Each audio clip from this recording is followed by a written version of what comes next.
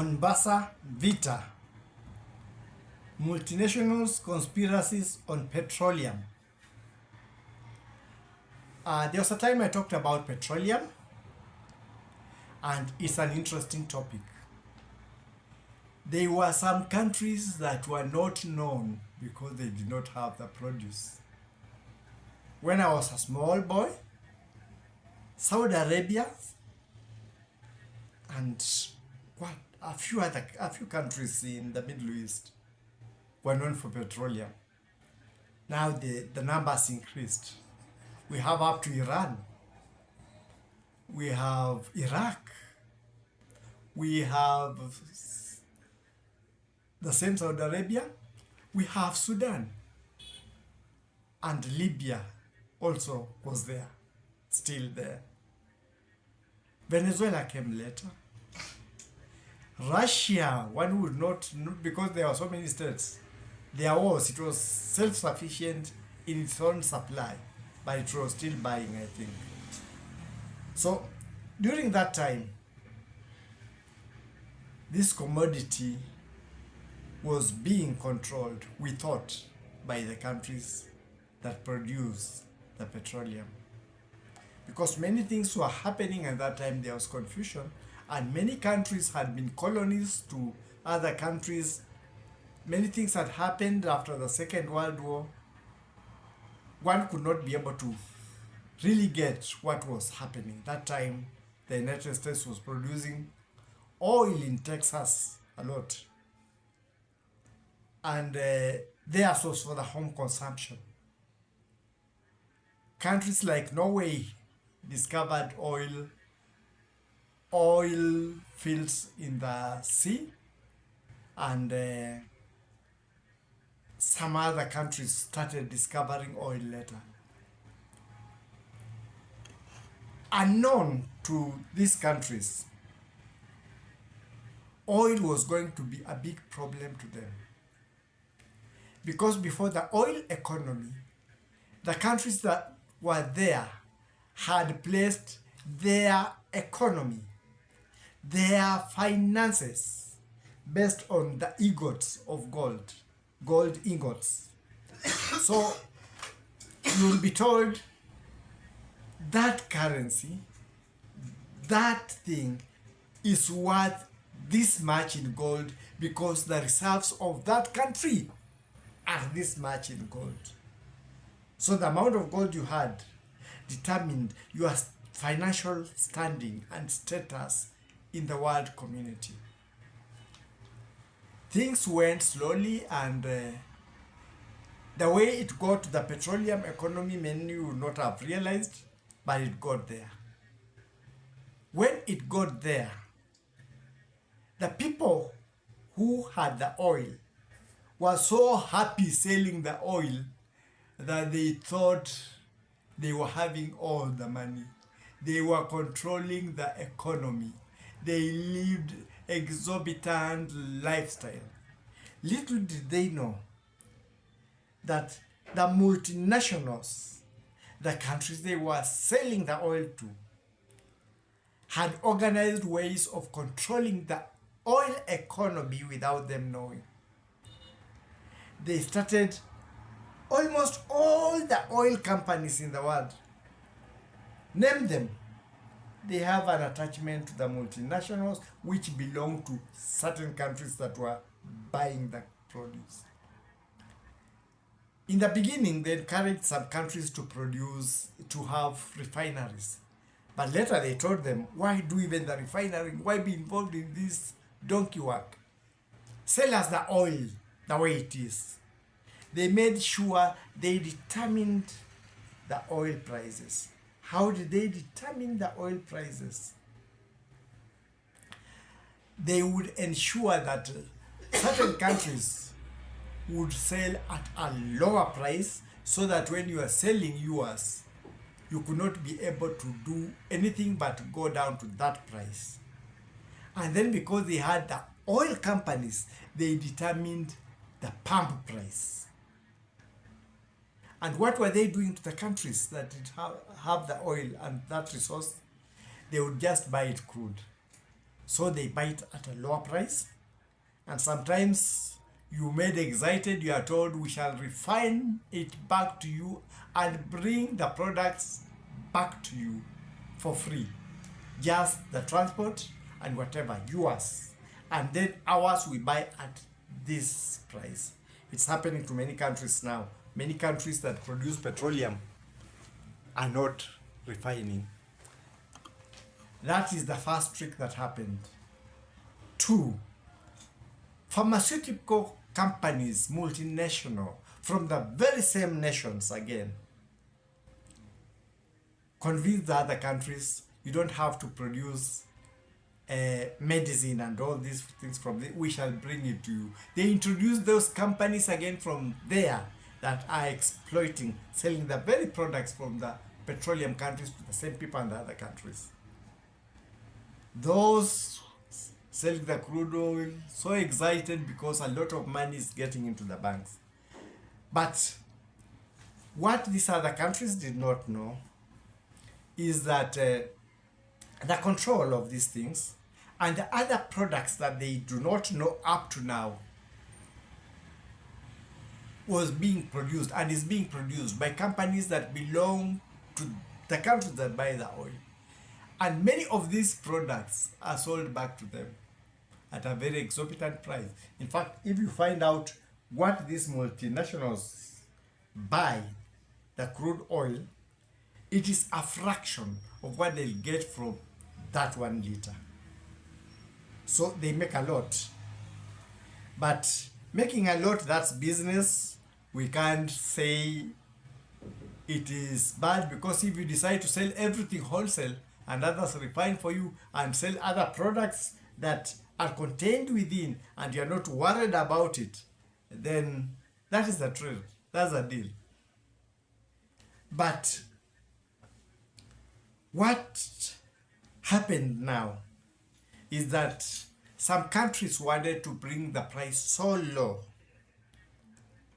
that they could be able to do great things for themselves and control the economy. So they started causing instabilities. Many of the oil producing countries are very unstable. So that instability in one area formulates the price in another area and the threats in another area, so that those countries, instead of buying, they're literally taking it almost for free. Because when there's instability, you are told you will be brought ammunitions, armaments, and things that deal with war. And the other one is told the same thing. It is these same people who are applying. So they price their things high, and you don't have the money. So they take the petrol in a manner that is satisfactory to them, because you are under threat. Both of you are threatening one another. So they take it almost for free in exchange of what they are giving you, and then refine the same produce, bring it back to you for use.